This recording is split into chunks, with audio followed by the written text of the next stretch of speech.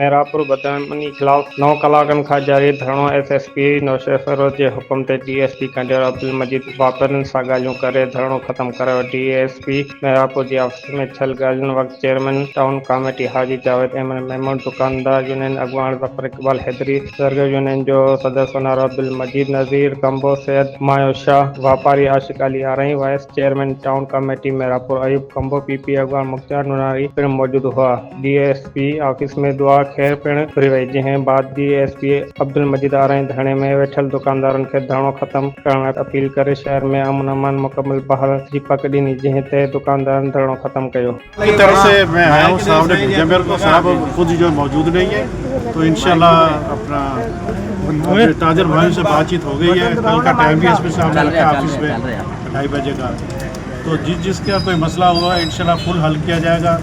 यहाँ पे आपकी नफरी बढ़ाई जाएगी, कोई भी इंशाल्लाह आपको शिकायत का मौका नहीं देगा इंशाल्लाह।